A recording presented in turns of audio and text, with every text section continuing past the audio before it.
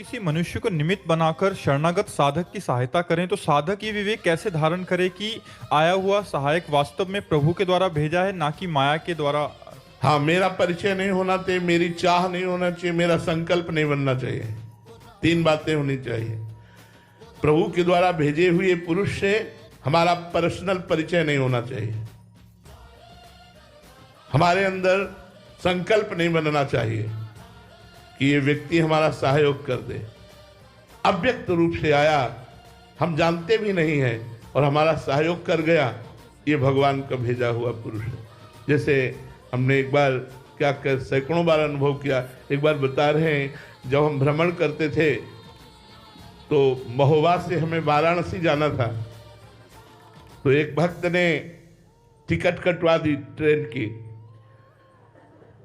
अब हमें ज्यादा संसारिकता का ज्ञान तो है नहीं, तो जनरल की टिकट थी और उन्होंने 3 स्टेशन की टिकट कटवाई और महोबा से हमें वाराणसी जाना था और बैठाल दिया हमको अच्छे वाले उसमें।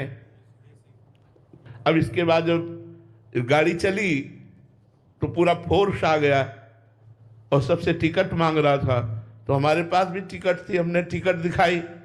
बोले जनरल की टिकट है, आप बैठे कहाँ हो?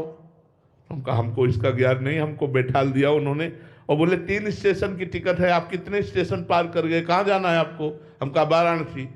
तो अब वो तो अधिकारी थे, वो अपनी राब में बात करने। इतने में एक आदमी ऊपर लेटा हुआ था, वो तुरंत उतरा और उनसे अंग्रेजी से बात की और पैसा दिया और कागज वाली टिकट हमको दी और कहा महाराज आप निश्चिंत होकर जाइए, अब आपसे कोई बात नहीं करेगा। और वो लोग चले गए। ये कौन था?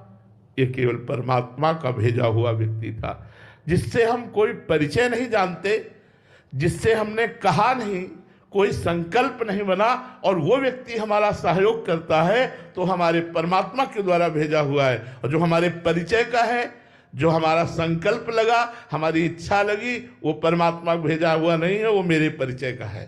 परमात्मा का भेजा हुआ व्यक्ति अपरिचित, संकल्प रहित, इच्छा रहित, तब माना जाएगा। महाराज जी, बहुत सारे